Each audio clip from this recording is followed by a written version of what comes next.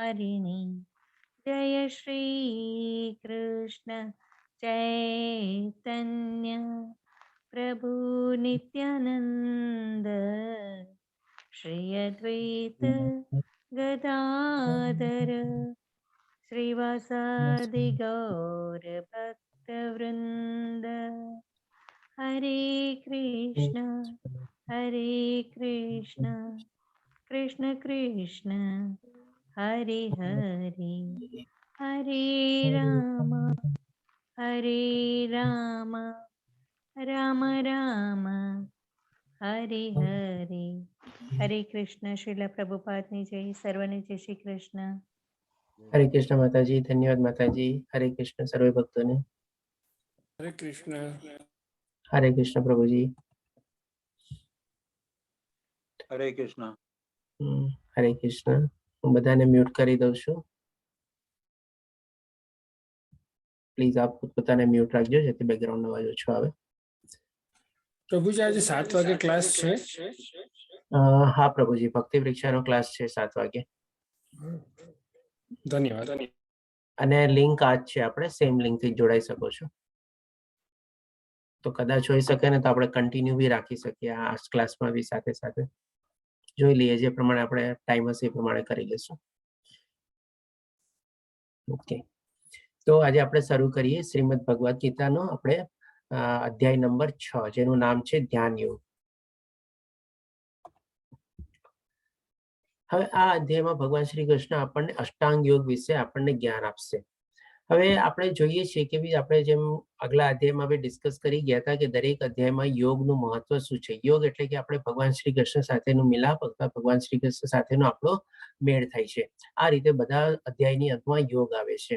એટલા માટે આપણે જોશું કે આમાં અષ્ટાંગ યોગ જે આપણે ભગવાન શ્રી કૃષ્ણ આપણને સમજાવશે એના દ્વારા આપણે મેડિટેશન કરીને ધ્યાન ધરીને કેવી રીતે આપણે ભગવાનની સાથે આપણો મિલાપ થઈ શકે છે એ ભગવાન શ્રી કૃષ્ણ સમજાવશે આપણને. અને આજની તારીખમાં આપણે જોઈએ છીએ કે ભાઈ યોગ વર્ડ ઘણો બધો પ્રચલિત થયેલો છે. યોગ છે, યોગા છે, આવી રીતે બધા આસન ને બધું હોય છે. એમાં પ્રાણાયામ આ તે ઘણા બધા લોકો કરાવે છે. અને આપણે જોશું કે એ લોકો જે અત્યારે બધા આપણને યોગ પદ્ધતિ ને બધી જે કરાવે છે એ કેટલી અંશ સુધી આપણને જે આમાં અષ્ટાંગ યોગ જાણશું એમાં કવર થાય છે. કારણ કે એ છે ને પૂરેપૂરી પદ્ધતિ નથી. એ આપણને આમાં જાણવા મળશે કે આપણે 8 લિંબ છે, આપણે એટલે 8 સ્ટેપ્સ છે આપણે ટોટલ, એટલા માટે એને અષ્ટાંગ યોગ કહેવાય છે. ત્યારે એ જે બધા યોગા ને બધું જે ચાલે છે એ ખાલી એનું પાર્ટ કવર કરે છે. હોઈ શકે આપણે ટોટલ 1 2 3 4 કે વધારે 5 સ્ટેપ કવર કરતા હશે, પણ એની આગળ બધા કવર કરતા નથી આપણે. તો ચાલો આપણે જોઈએ કે હવે એ કેવી રીતે આપણે અષ્ટાંગ યોગ આપણને ભગવાન શ્રી કૃષ્ણ આમાં સમજાવે છે. આમાં આપણે 2 રીતે સમજી શકીએ અષ્ટાંગ યોગને. સૌ પ્રથમ આપણે 8 અંગ એટલે કે આપણું શરીર જે છે આપણી 8 જગ્યાએથી ફોલ્ડ થાય. સૌ પ્રથમ આપણે ગરદનમાંથી ફોલ્ડ થાય, ઉપર નીચે આજુબાજુ આપણે જોઈ શકીએ. ગરદનને ગોળ બી આપણે ઘુમાવી શકીએ. પછી બીજું ફોલ્ડ આપણા શોલ્ડર થી થાય એટલે કંધાથી થાય, આપણે હાથ ઉપર નીચે કરીએ. પછી ત્રીજું ફોલ્ડ જે છે આપણી કોણીથી થાય, એટલે કે કોણીથી આપણે હાથ વાળીએ ને એવી રીતે. અને પછી આપણે જે ચોથું ફોલ્ડ આવે છે આપણે કાંડાથી થાય, એટલે કે આપણે હાથનો જે આપણે કાંડું આને જે કહીએ ત્યાંથી આપણું ફોલ્ડ થાય. અને પછી આવે છે પાંચમો ફોલ્ડ, આપણે કે એક આંગળીને બી આપણે ફોલ્ડ કરી શકીએ અને 5 આંગળીઓને બી આપણે એક સાથે ફોલ્ડ કરી શકીએ અને 10 આંગળીઓ આવી રીતે ફોલ્ડ થાય આપણી. આ થયું આપણે 5 ફોલ્ડ. પછી આપણે નીચેના ભાગ તરફ વધીએ આપણે તો સૌથી પ્રથમ આપણે કમરમાંથી આપણું ફોલ્ડ થાય શરીર, એટલે કે છઠ્ઠો આપણે વળાંગ આવ્યો આપણા શરીરમાં. પછી 7મો આવે છે આપણા ઘૂંટણો, એટલે કે આપણા ઘૂંટણથી આપણે શરીરને વાળી શકીએ છીએ. અને અંતમાં છે આપણે નીચેના, એટલે કે આપણી પગની જે પાની હોય છે અથવા પગની એડીની ઉપરનો જે ભાગ હોય છે ત્યાંથી આપણે એન્કલ જેને કહેવાય આપણે એન્કલને આપણે ફોલ્ડ કરી શકીએ. આ આપણે 8 રીતે આપણા શરીરને ફોલ્ડ કરી શકીએ. હવે એવી જ રીતે અષ્ટાંગ યોગમાં બી આપણે 8 સ્ટેપ્સ છે, અથવા એ 8 સ્ટેપ આપણે જાણીએ કેવી ક્યાં 8 સ્ટેપ્સ છે. તો સૌ પ્રથમ આવે છે યમ. યમ એટલે કે બાહ્ય શિસ્ત, એટલે કે એક્સટર્નલ ડિસિપ્લિન બધી આપણને. એટલે કે આપણે ક્યારે બી ધ્યાન અથવા મેડિટેશનમાં બેસીએ તો એ આપણે કેવી રીતે બેસવું જોઈએ, શું છે કે ભાઈ આપણે સ્થાન ઓલું હોવું જોઈએ, કેવું આસન હોવું જોઈએ, એ બધું એમાં આવી જાય છે. અચ્છા, આપણે અષ્ટાંગ યોગ આપણે થોડું ડીપમાં અત્યારે કવર કરીએ. ડેફિનેટલી આપણે 6થો અધ્યાય છે એટલે કવર તો પૂરું કરશું જ આપણે. હરે કૃષ્ણ માતાજી, બોલો. હરે કૃષ્ણ. કોણ હતું? ઓકે, એનીવે ચાલો. હા, તો આપણે શું હતું આપણે? હા, અચ્છા. આજે આપણે અષ્ટાંગ યોગ લઈએ છીએ અથવા ધ્યાન યોગ આપણે છઠ્ઠું ચેપ્ટર કવર કરવા જઈ રહ્યા છે. તો એના આપણે ડિટેલમાં જવા પહેલા થોડું ઘણું આપણે બેઝિક ચીજ બી સમજી લઈએ કે ભઈ આ અધ્યાયમાં શું છે, આપણે જે લોકો નિરાકાર અથવા નિર્ગુણ રૂપમાં જે ભગવાનની ભક્તિ કરતા હોય અથવા ભગવાનને પામવાની કોશિશ કરતા હોય એના માટે આ અધ્યાય વધારે મહત્વનો છે. બાકી જે લોકો ભક્તિ માર્ગમાં હોય એના માટે આ અધ્યાય ઓછો મહત્વનો છે. એ રીતે આપણે લઈ શકીએ. અને બીજું ચીજ એ પણ છે કે ભાઈ આ જે મેડિટેશન અને ધ્યાન ધરવું એના માટે છે ને આપણે મનને બહુ કંટ્રોલ અને કાબુમાં રાખવું પડે. કારણ કે એના વગર છે ને આપણે આ મેડિટેશન અને ધ્યાન યોગમાં આપણે કોઈ રીતે બી આપણે સફળ નીવડી શકીએ જ નહીં. આપણે 1% બી આપણને સફળતા ન મળે એ રીતે થઈ શકે આપણે. અને આ જે છે ને ત્રીજું ચીજ એ છે ભાઈ આપણે આ ધ્યાન યોગ અને અષ્ટાંગ યોગ જે છે ને આપણે કલયુગમાં છે ને થોડા ઘણા અંશે વર્જિત બી છે. અમુક શાસ્ત્રોમાં કીધેલું છે કે ભાઈ પ્રેક્ટિકલી છે ને કલયુગમાં બહુ પોસિબલ છે નહીં. એટલા માટે કલયુગમાં જે યજ્ઞ અને બધાની જે પ્રથા જે છે એ આપણે હરિનામનો મહામંત્રનો આપણે જપ કરવાનો એ જ આપણા માટે યજ્ઞ છે. અને એ એકદમ સરળ માર્ગ છે અને બહુ જ ઉત્તમ માર્ગ છે. એ રીતે આપણે કહી શકીએ. પણ ડેફિનેટલી આપણે આજની તારીખમાં ઘણા લોકો એવા હોય છે કે જે લોકો નિરાકાર અથવા નિર્ગુણ રૂપમાં જેને લોકો આપણે માયાવેદી તરીકે બી આપણે ઓળખીએ છીએ. એ લોકોને આ બધામાં થોડો ઘણો ઇન્ટરેસ્ટ હોય છે અને એમાં એ લોકો પ્રયાસ કરે છે. તો આમાં જોશું આપણે એ રીતે એને કવર કરવાની આપણે કોશિશ કરશું. કદાચ હોઈ શકે આમાં થોડી ઘણી ચીજો આપણે જસ્ટ આપણે ગો થ્રુ કવર કરી જઈએ. કારણ કે to be honest and to be very frank with all of you કે ભાઈ મને છે ને આમાં અષ્ટાંગ યોગમાં તસુભરની બી પૂરી એટલી આઈડિયા નથી. મેં આજે અષ્ટાંગ યોગને કોઈ દી ફોલો કર્યો નથી. હું બસ ખાલી કરવા ખાતર આપણે 10-15 ખાલી નામ આપણે જે મેડિટેશન જેવું હોય ને એ કરીએ. પણ શું એક જગ્યાએ ખાલી આમ શાંત બેસી જઈએ, મનને આપણે કંટ્રોલ કરીએ, આપણી ખાલી શ્વાસ ઉપર આપણે નજર રાખીએ કે શ્વાસ આપણો અંદર જાય છે, કેવી રીતે બહાર આવે છે. બસ એટલા પૂરતું જ હું મેડિટેશનને જાણું છું. એની આગળ મેં મેડિટેશન કરવાનો કોઈ દી પ્રયાસ બી કર્યો નથી. તો કદાચ આના માટે હોઈ શકે કે જેમ આપણે ભગવદ્ ગીતામાં જ કીધેલું છે, જે આચરણ કરતા હોય એ સારું જ્ઞાન આપી શકે. તો એના માટે હું સૌપ્રથમ સૌ પાસે માફી ચાહું છું કે આના માટે મારું આચરણ સૌથી એકદમ ઓછું છે. તેમ છતાં હું તમને સમજાવવાની કોશિશ કરીશ અને જો ક્યાંક એમાં ભૂલચૂક કે ખાય તો એના માટે માફી ચાહું છું. કારણ કે આ અધ્યાયમાં હું એટલો એક્સપર્ટ નથી. તો પહેલા જો ડિસ્ક્લેમર લઈ લઉં છું એ પ્રમાણે. તો હવે આપણે જોઈએ કે ભાઈ યમ અને નિયમ એટલે કે આપણે પહેલું જે સ્ટેપ આપણે આવે છે જેમાં બાહ્ય સ્થિતિ એટલે કે એક્સટર્નલ ડિસિપ્લિન્સ આપણે શું ફોલો કરવી જોઈએ એ આપણને ભગવાન શ્રી કૃષ્ણ કહેશે. પછી બીજું લિમ્બ એટલે કે બીજું આપણે સ્ટેપ્સ છે એમાં અષ્ટાંગ યોગમાં નિયમ એટલે કે આપણે આંતરિક નિયમ શું શું પાળવા જોઈએ એ આપણને સમજાવશે ભગવાન શ્રી કૃષ્ણ. પછી ત્રીજું છે આપણે આસન એટલે કે મુદ્રામાં કઈ આસન આપણે કયા મુદ્રામાં બેસવું જોઈએ, આપણું આસન કેટલું ઊંચું નીચું હોવું જોઈએ એ પણ આપણને ભગવાન શ્રી કૃષ્ણ કહેશે. પછી ચોથું સ્ટેપ આવે છે પ્રાણાયામ, જેમાં આપણે શ્વાસ ઉપર થોડો ઘણો આપણે કંટ્રોલ કેળવીએ છીએ. આજે આપણે થેન્ક્સ ટુ રામદેવ બાબા કે પ્રાણાયામ લેવલ સુધી આપણે ઘણા લોકો આપણે થોડું ઘણું મેડિટેશન ને યોગા ને બધું આપણે જાણતા થઈ ગયા છે. અને થેન્ક્સ ટુ આપણા માનનીય પ્રાઇમ મિનિસ્ટર મોદીજી કે જેમણે આપણને ઇન્ટરનેશનલ યોગા ડે તરીકે બી આપણા ભારતમાં અને બધામાં સેલિબ્રેટ થવા માંડ્યું છે. અને એવી રીતે બહારના લોકોએ બી આજે યોગાને ઘણું બધું ઇમ્પોર્ટન્સ આપેલું છે. ખાલી એમાં માઇનસ પોઈન્ટ એવું જ છે કે ભાઈ જે બાકી બધા જે યોગા લોકો જે શીખવાડે છે એ લોકો જેને કોમર્શિયલાઇઝેશન જે કરી નાખ્યું છે ને બિઝનેસ રૂપે જે કરી નાખ્યું છે ને એમાં થોડું ઘણું આપણને ખચાક દેખાય આપણને. બાકી ડેફિનેટલી યોગા ને બધું આજની તારીખમાં ઘણા લોકો આપણે વેસ્ટર્ન કન્ટ્રીઝમાં બી એ લોકો એ પદ્ધતિને બધા અપનાવવા લાગ્યા છે.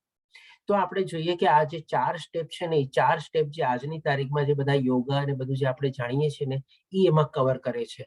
પણ મેઇન આપણે જો જાણીએ તો યોગા છે ને અહીંયા પ્રત્યાહાર એટલે કે 5મા સ્ટેપથી શરૂ થાય છે. જો આપણે ભગવાનની સાથે મિલન કરવું હોય, ભગવાનની સાથે આપણો મેળ કરવો હોય તો. બાકી આ જે 4 સ્ટેપ છે ને એ ખાલી આપણને કહી શકીએ કે બે જ બેનિફિટ આપે છે. એક આપણા શરીરને થોડું ઘણું એક્સરસાઇઝ અથવા કસરત જેવું આપણે કહી શકીએ કે એમાં આપણને ફાયદો થાય છે. અને બીજું થોડું ઘણું આપણે કહી શકીએ કે જે થોડું ઘણું આ 3-4 આપણે સ્ટેપ્સ કરતા હોઈએ પ્રાણાયામ લેવલ સુધી આપણને, તો આપણને મન ઉપર કંટ્રોલ મેળવવામાં, મન ઉપર કાબુ મેળવવામાં, મન ઉપર પ્રભુત્વ મેળવવામાં થોડો ઘણો આપણને મદદરૂપ ડેફિનેટલી થાય છે. પણ જે મેઇન આનો ઉદ્દેશ છે આપણે અષ્ટાંગ યોગનો અથવા આપણે ધ્યાન યોગનો આપણે જે છઠ્ઠું ચેપ્ટર કવર કરી રહ્યા છે એનો મેઇન ઉદ્દેશ છે કે ભાઈ આપણે ભગવાન સાથે આપણું મિલન થવું જોઈએ. તો એ મિલન આપણે તો આ 4 સ્ટેપ ખાલી બેઝિક જ છે. આ બધા જ આપણે એડવાન્સ સ્ટેપ આપણે કહી શકીએ. જ્યારે આમાં આપણે પૂરી રીતે પ્રવૃત્ત થઈએ અને આમાં આપણે જો નિપુણ થઈએ તો આપણે આ લેવલ સુધી પહોંચી શકીએ.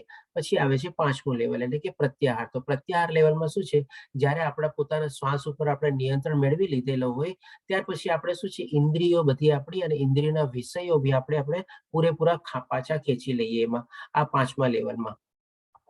અને આ આપણે કરીએ ત્યારથી જ આપણું કે ને કે ટ્રુ સેન્સમાં મેડિટેશન શરૂ થયું હોય. નહીં તો ત્યાં સુધી આપણું મન ને બધું છે ને આમ તેમ ભટકતું જ હોય, ગમે તેટલું આપણે મેડિટેશન ને બધું કરતા હોઈએ તો એ ઇવન આ શ્વાસ નિયંત્રણ આપણે કરી લઈએ ને તો બી આપણું મન કંટ્રોલમાં નથી રહેતું. મન ત્યારે જ કંટ્રોલમાં રહે છે જ્યારે આપણે ઇન્દ્રિયો અને ઇન્દ્રિયોના વિષયોને આપણે પાછા ખેંચી લઈએ છીએ ત્યારે. એ આપણે 5મા સ્ટેપથી શરૂ થાય છે. હવે આજે જે અત્યારે બધા જે યોગા ને બધા ચાલે છે ને એ લોકો છે ને આપણને 5, 6, 7, 8 સ્ટેપ્સ તો બતાવતા જ નથી. એ લોકો આપણને હોઈ શકે 1 થી 4 સ્ટેપ સુધી જ આપણને બતાવે છે. કારણ કે જો પછી 5 થી લઈને 8 સ્ટેપ સુધી આપણને બતાવે તો કદાચ હોઈ શકે એ લોકોના ધંધાની બધાને હાનિ પહોંચે. કારણ કે પછી નહીં તો કોઈ આવે જ નહીં. કારણ કે એ બધું કરવું બહુ જ ડિફિકલ્ટ છે. એટલે કે જેટલું થોડું ઘણું ચાલે છે એ લોકો બધા પોતપોતાની ભક્તિ ચલાવે છે અને સારો એવો ધંધો બી એ લોકોનો બધાનો ચાલે છે આજની તારીખમાં. અને એમાં ડેફિનેટલી અત્યારે જે બધો કાળ ચાલે છે બધાને બધા મનની શાંતિ ગોતવા જાય છે તો બધા આવી રીતે આમ યોગા ક્લાસીસ આ અને તેને બધું એમાં જોઈન કરે જ છે. પછી આપણે જોઈએ 5મા લેવલ પછી આવે છે 6ઠ્ઠું લેવલ. 6ઠ્ઠું લેવલમાં શું છે, આપણે એકાગ્રતા કેળવવાની છે. એકાગ્રતા ત્યારે જ કેળવાય જ્યારે આપણે બધા ઇન્દ્રિયો અને ઇન્દ્રિયોના વિષયો ઉપર આપણે પણ નિયંત્રણ મેળવી લીધેલું હોય, કાબુ મેળવી લીધો હોય. ત્યાર પછી આપણું મન એકાગ્ર એટલે કે એકદમ સ્થિર થઈ જાય છે. આ સમજાવવા માટે બી ભગવાન શ્રી કૃષ્ણ એક સરસ મજાની કમ્પેરિઝન આપશે આ અધ્યાયમાં જ, એ પણ આપણે જોશું. પછી ધરણ એટલે કે એકાગ્રતા થઈ ગયા પછી આપણે શેના ઉપર ધ્યાન કેળવવાનું છે, તો કે ભાઈ આપણે ભગવાન શ્રી કૃષ્ણ ઉપર આપણે ધ્યાન કેળવવાનું છે. એટલે કે જે લોકો નિરાકાર અથવા નિર્ગુણ રૂપમાં ભગવાનની ભક્તિ પ્રાપ્ત કરવાની કોશિશ કરે છે એ લોકો શું એક બ્રહ્મ જ્યોતિ એટલે કે પ્રકાશ, લાઇટ, એનર્જી, શક્તિ એના રૂપે એ લોકો પોતાનું ધ્યાન કેળવે છે. આના ઉપર એ લોકો જ્યારે ધ્યાન કેળવે છે ત્યારે ઓલમોસ્ટ એ લોકો એમાં વિલીન જેવું થઈ જાય છે, એટલે કે શોષણ જેવું, એટલે કે એબ્ઝોર્બ જેવું થઈ જાય છે. અને આપણે કહી શકીએ જ્યારે આ લેવલ સુધી પહોંચી જાય પછી જે લાસ્ટ સ્ટેપ છે એટલે કે જસ્ટ ખાલી આપણે ભગવાનના દરવાજા ઉપર ખટખટાવવાનું છે, દરવાજા ખુલવાની જ વાર છે અને પછી એમાં વિલીન થઈ જાય છે અથવા સંગ અથવા સંકલન રીતે થઈ જાય છે અને ભગવાનની નિરાકાર અથવા નિર્ગુણ રૂપમાં પ્રાપ્તિ થાય છે અને એમાં જે આપણે ભળી જાય છે. આ આપણે 8 સ્ટેપ્સ છે આપણે આ રીતે જોઈ ગયા. આ 4 સ્ટેપ્સ આપણે પ્રિલિમિનરી કહી શકીએ અને 5, 6, 7, 8 જે મેઇન સ્ટેપ્સ છે એ આપણે થોડા એડવાન્સ સ્ટેપ્સ તરીકે કહી શકીએ આપણે. હવે જોઈએ ભગવાન શ્રી કૃષ્ણ આ બધું શરૂ કર્યા પહેલા સૌથી પહેલા અર્જુનને કહે છે 6ઠ્ઠા શ્લોકમાં કે ભાઈ જેણે મન ઉપર વિજય મેળવ્યો છે તેને માટે મન એ સર્વશ્રેષ્ઠ મિત્ર છે, પણ જે આમ કરવામાં નિષ્ફળ નીવડ્યો છે તેને માટે મન એ સૌથી મોટો શત્રુ બની રહે છે. કારણ કે અષ્ટાંગ યોગમાં શું છે, આપણે જો ઉતરવું હોય ને સૌથી પહેલા આપણે આપણા મન ઉપર કંટ્રોલ કેળવવું પડે. જ્યાં સુધી આપણે આપણા મન ઉપર કંટ્રોલ નથી કેળવી શકતા ને ત્યાં સુધી અષ્ટાંગ યોગ આપણે શરૂ જ નથી કરી શકતા એવી રીતે કહેવાય. ભલે થોડું ઘણું મેડિટેશન ને બધું કરી લીધું હોય, થોડો ઘણો શ્વાસ ઉપર કંટ્રોલ મેળવી લીધો હોય, પણ એનું કઈ રિઝલ્ટ છે ને આપણને ઝીરો જ રિઝલ્ટ મળે છે. કોઈ આપણે આગળના સ્ટેજ ઉપર આપણે વધી જ નથી શકતા જ્યાં સુધી આપણી મન ઉપર એટલે કે આપણા ઇન્દ્રિયો અને ઇન્દ્રિયના વિષયો ઉપર આપણે કાબુ અને પ્રભુત્વ ન મેળવેલું હોય ત્યાં સુધી.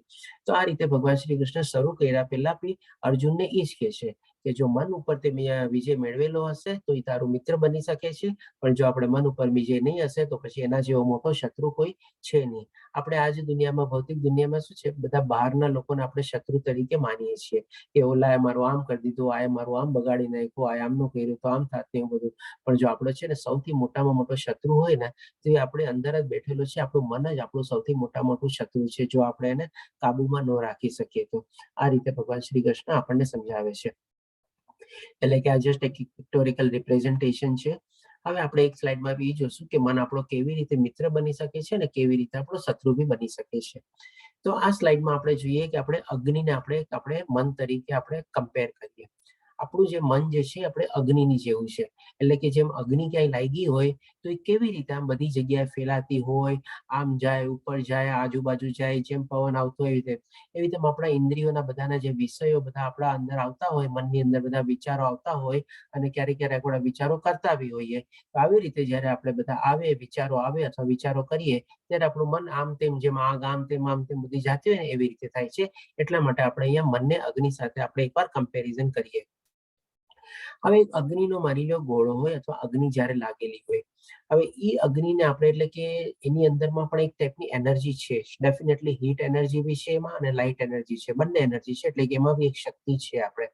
હવે એ જ્યારે એ આપણે જે અગ્નિને અથવા એ જે શક્તિને આપણે જો નિયંત્રિત કરીએ, કેન્દ્રિત કરીએ અથવા તો આપણે એને કન્સન્ટ્રેટ કરીએ અને કન્સન્ટ્રેટ કરીને એને સારા કામમાં આપણે જો યુઝ કરીએ આપણને, તો એ આપણો મિત્ર બી બની શકે છે. જેમ કે આપણે અહીંયા એક્ઝામ્પલ આપેલા છે, આપણી સામે અહીંયા રોકેટનો ફોટો છે અને એરોપ્લેનનો ફોટો છે. તો રોકેટનો ફોટો પેલા લઈ લઈએ, જેમ આપણે અગ્નિને છે એને પૂરેપૂરી કન્સન્ટ્રેટ કરી, નિયંત્રિત કરી અને એનો જે ફોર્સ છે એ પછી ફોર્સ એના નીચે લગાવ્યો આપણે રોકેટની નીચે. તો એ રોકેટ કેવું આખું આમ ઉડે છે આકાશમાં અને ઉપર જઈને પછી જે પ્રમાણે એને ભ્રમણ કક્ષામાં ભરવાનું હોય એ પ્રમાણે ભ્રમણ કરે છે અને બધી ઇન્ફોર્મેશન ને બધું આપણને મોકલાવે છે સેટેલાઇટ રૂપે કે કાંઈ બી રીતે થાય છે. તો આમાં શું છે, એ જે અગ્નિ અથવા જે હતી એને પ્રચંડ રૂપે એમાં જે જોશ હતો, એમાં જે વેગ હતો, એનો જે આપણે એનર્જી હતી એને આપણે સારા ઉપયોગમાં વાપરીએ અને એ રીતે આપણે એને આપણો મિત્ર તરીકે અને પછી આપણે યુઝ કરીએ છીએ. તો એરોપ્લેનનો બી દાખલો એવો જ છે. જ્યારે એરોપ્લેન ટેક ઓફ કરે છે, પેલા રનવે ઉપર દોડીને પછી જ્યારે ટેક ઓફ કરે છે, એની પાછળ કેટલું બધું ધુવાળો ને બધું નીકળતું હોય છે. એટલે કે એ જે બળતણ જે છે એ બળતણને એક જગ્યાએ એ લોકો એક જ માર્ગમાં અને એક જ દિશામાં વાપરે છે અને પછી એરોપ્લેન ટેક ઓફ કરી શકે છે. અને ટેક ઓફ કર્યા પછી જ્યારે માની લો સારી એવી હાઈટ ને ગેઇન કરી લીધી હોય તો એ હાઈટ ઉપર કેટલું સરસ મજાનું ક્રુઇઝ થતું હોય છે. અંદર બેઠેલા પેસેન્જર ને બધાને કોઈ જાતનો કાંઈ એવું વાંધો કે આવતો નથી અને આરામથી સરસ મજાના સુઈ બી જાય છે. તો વિચારો કે એ એનર્જીને એવી રીતે સરસ રીતે જો આપણે વાપરીએ તો એ આપણો મિત્ર બી બની શકે. તો સેમ થિંગ આપણા મન સાથે બી છે. આપણા મનમાં ઘણા બધા વિચારો આવતા હોય, વિચારો કરતા હોઈએ, પણ એમાંથી જેમ કે સારા વિચારને આપણે ફિલ્ટર કરી દઈએ અને સારા વિચારને આપણે કેચ કરીએ અને એમાં ઉપર જો આપણે લાગી જઈએ તો બી આપણી લાઈફની દોરવણી સરસ રીતે થઈ શકે. પણ જો આમ તેમ આપણે ફંટાતા જઈએ, હવે બીજી બાજુનો બી એક્ઝામ્પલ લઈએ, જો જેમ કે અહીંયા જંગલમાં માની લ્યો આગ લાગી જાય. હવે જંગલમાં જ્યારે આગ લાગે ત્યારે આગ શું છે, એના મેળે જ લાગેલી હોય છે અને ઘણી વાર તો એવી મોટી અને ભયાનક આગ લાગે છે કે એને કંટ્રોલમાં કરવી, નિયંત્રણમાં કરવી બહુ જ ટાઈમ લાગે છે અને ઘણી વાર તો દિવસોના દિવસો લાગી જાય છે.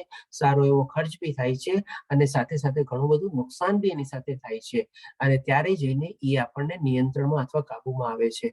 તો જ્યારે આવી રીતે આપણા મનને આપણે કાબુમાં ન રાખીએ, જે આપણા બધા ઇન્દ્રિયોના વિષયો છે, જેટલા બધા મોહ માયા અને આકર્ષણો બધા જે છે એને બધાને આપણે કાબુમાં ન રાખી શકીએ તો જેમ અહીંયા આગ જેટલું નુકસાન પહોંચાડી શકે છે, ઘણા વાર તો મોટા મોટા જંગલો બી ખલાસ થઈ જાય છે. આવી રીતે બી આપણી લાઈફ બી આપણે ખલાસ થઈ શકે જો આપણે મનને કંટ્રોલમાં ન રાખી શકીએ તો, અને આપણો સૌથી મોટામાં મોટો શત્રુ બી એ બની શકે છે. હવે આના ઉપર જ આપણે આજની તારીખમાં બી જોઈએ કે ભાઈ શું છે કે ભાઈ મનથી દ્વારા ઘણી બધી બીમારીઓ બી થાય છે. આજે સાયન્સ બી આપણને ઘણી વાર પ્રૂફ કરીને આપેલું છે કે ભાઈ સ્ટ્રેસ, ટેન્શન ને ડિપ્રેશનના કારણે થાય છે. જેમ કે આપણે અહીંયા છે હાઈ બ્લડ પ્રેશર હોય, ડાયાબિટીસ હોય, ચાંદા, અલ્સર, એલ્ઝાઇમર ડિસઓર્ડર, આ તે બધા જે બ્રેઇન ડિસઓર્ડર બી હોય છે. એમાં ઘણા બધા ટાઈપના, કારણ કે કન્ટિન્યુઅસલી બ્રેઇનમાં ટેન્શન બધું ભરેલું હોય તો પાગલ જેવો બી માણસ થઈ જાય છે, ડિપ્રેશનમાં વયો જાય છે. આ બધા ટાઈપના જે છે પ્રોબ્લેમ્સ આપણે આજના કલયુગમાં આપણે જોઈએ છીએ અને એ બધા શું છે આપણને એના જ કારણે થાય છે. હવે એના માટે બી છે કે ભાઈ જે માનવને જાતને જાણીતા છે આ બધા આપણે ઓળખીએ છીએ અને તેનો ઈલાજ પણ કરી શકીએ છીએ. આ પણ એક થોડી ઘણી પ્લસ સાઇન બી છે. આ બધું તો સમજી લીધું આપણે કે બીમારીઓને બધું થાય છે, પણ એ જ રીતે જો આપણા મનને આપણે કેળવીએ તો આ બધી બીમારીઓમાંથી બી આપણે ઉઠી શકીએ છીએ. આના સંદર્ભમાં હું એક આપને ચોપડીનું નામ કહીશ કે જેમાં લખેલું છે એ ચોપડીમાં કે આપણને જેટલી આપણી બીમારીઓ થાય છે એ કેવી આપણી મનસ્થિતિ હતી, શું આપણે વિચાર્યું અથવા તો કેવું કંઈકનું આચરણ કર્યું કે જેનાથી કરીને બીમારીને પણ જન્મ આપણે પોતે જ આપ્યો છે આપણી થોટ પ્રોસેસથી અને આપણી વિચારવાની ક્રિયાથી, અને એને જ આપણે કેવી રીતે પાછી થોટ પ્રોસેસ આપણે ચેન્જ કરીએ અને વિચારવાની પ્રક્રિયા આપણે ચેન્જ કરીએ જેથી કરીને બીમારીને બી આપણે સુધરી શકીએ. એ ચોપડીનું નામ છે આપણે you can heal your life by Louise છે. એમાં ઘણી બધી બીમારીનું લિસ્ટ આપેલું છે, કેવી રીતે તમારા વિચારથી ઉદ્ભવે છે અને કેવી રીતે તમે થોટ પ્રોસેસ ચેન્જ કરો તો એ બીમારીનો નાશ બી થઈ શકે છે. તો આ રીતે જેને વાંચ્યું હોય વાંચી બી શકે છે એ ચોપડી. હવે આપણે પ્રભુજી જોઈએ કઈ બુક કીધી પ્રભુજી? એકવાર હું ચેટ બોક્સમાં લખી દઉં છું તો તમને ખબર પડી જશે. બહુ સરસ ચોપડી, ચોપડી ગુજરાતીમાં બી છે અને ઓનલાઈન મળી શકે છે? હા, ઓનલાઈન બી મળી જશે આપની. બહુ સરસ ચોપડી છે અને એ જેની ઓથર છે એને પોતાને લાઈફમાં 2 વાર કેન્સર થયેલું હતું અને એ આવી જ રીતે કેન્સરમાંથી બહાર આવેલી છે. પ્રભુજી મારી પાસે છે. વાહ, વેરી ગુડ. ખૂબ ધન્યવાદ પ્રભુજી શેરિંગ કરવા માટે. મેં આ ગ્રુપમાં શેર કરી દીધેલું છે તો કદાચ આપ શેર બી. શું નામ છે પ્રભુજી આપનું? પ્રભુજી આજ ને આ ફોટો છે એ જ ને? એક મિનિટ, મને આપનો ફોટો નથી દેખાતો. હરેશભાઈ. કોણ પ્રભુજી બોલો છો? શું નામ આપનું પ્રભુજી? હરેશભાઈ મોદી. મારે એકચ્યુઅલી સ્ક્રીન શેરિંગ ચાલુ છે ને એટલે આપનો ફોન આમાં દેખાતું નથી મને. હા, એક એવું મિનિટ. દેખાતું છે. હા, બસ આ ચોપડી બરોબર, એકદમ રાઈટ. અચ્છા, ગુજરાતીમાં છે આપની પ્રભુજી પાસે? બરાબર નામ વંચાય એવી રીતે રાખો ને જરા બુક. અચ્છા, ગુજરાતીમાં છે આપની પાસે? તો બહુ જ સરસ. તો હા, ગુજરાતીમાં છે. અરે વાહ, બહુ સરસ. કારણ હું કે આનું મારી રીડિંગ પાસે કરું છું. ઇંગ્લિશમાં હતી. હું આનું રીડિંગ પણ કરું છું. ના પ્રભુજી, આ એક બહુ સાચી વાત છે. અને માનસિક ટેન્શનોથી છે ને બહુ બધા એવા પ્રોબ્લેમ્સ થાય છે કે જે ખૂબ દવાઓ કર્યાથી પણ સોલ્વ નથી થતા. બરોબર. મેં સોલ્વ કરેલું છે. હરેશ પ્રભુજી, આપણે વાંચી છે આ ચોપડી? હા, મેં વાંચી સાહેબ. સર ખરેખર સાચી વાત છે. અને કેટલી વાર વાંચી છે? જેટલી વાર વાંચું એટલે નવી લાગે છે. હા, બસ આજે સાંભળવા. જેમ ગીતાજી નવા લાગે છે રોજ, એમાં પણ નવી લાગે છે. આમાંથી પણ બહુ સરસ કઈક ચોપડી જુદું લાગે છે. એને પોતે હાર્ટ ની વાત કરી છે, હાર્ટલી. એક્ઝામ ઇઝ તો. પ્રભુજી બુક નું નામ બોલો ને Prabhuji. You can heal your life. હા, you can heal your life. Okay, you cure can heal your you can cure life. ના, you you can can heal heal you can heal your life. આ Gujarati okay. Addition publisher કોણ છે? હા, હું બોલી જાઉં. નવ ભારત સાહિત્ય મંદિર. કેવું? નવ ભારત સાહિત્ય મંદિરનું મુખ્ય પ્રાપ્તિ સ્થાન છે. તો ઇસ્કોન માં તો નહીં મળે ને આપણને? ના, આપણે સ્નેહ દેસાઈનું નામ સાંભળ્યું હોય ને, મોટિવેશન, હા. એમના થ્રુ મળી હતી. ઓકે. અચ્છા, આપ સ્નેહ દેસાઈના ફોલોઅર છો હરેશ પ્રભુજી? યસ. Okay, very good. અને ગીતાજીનું જ્ઞાન કઈ પણ મળે તો હું સ્વીકારું છું. Okay, good, very good. પ્રભુજી ફોટો સરસ પાડીને મોકલી આપજો ને નામ બરાબર. એ હા. ઓકે. ઓકે હરેશ પ્રભુજી, આપ મારી સાથે મને શેર કરી શકો છો અને હું પછી ગ્રુપમાં શેર કરી દઈશ, કારણ કે ગ્રુપમાં તમને ઓલું શેરિંગ રાઈટ નથી એટલા માટે. ના નથી. આપણે નિયમ ફોલો જ કરવું છે. હા, ઓકે. ઓકે. પતી જાય એટલે હું ફોટો મૂકીશ. હા, પ્લીઝ પ્રભુજી. હા, ઓકે પ્રભુજી, થેન્ક યુ પ્રભુજી. ધન્યવાદ હરેશ પ્રભુજી. જાણીને ખૂબ ખુશી થઈ કે ભાઈ આપ એને ફોલો બી કરો છો અને સાથે સ્નેહ દેસાઈને બી આપ ફોલો કરો છો. બહુ સરસ. ચાલો, ઓકે. તો ચાલો આપણે આગળ વધીએ હવે. તો હવે ભગવાન શ્રી કૃષ્ણ આપણને 8 સ્ટેપ્સ જે છે એ આપણને ડિટેલમાં વર્ણવશે.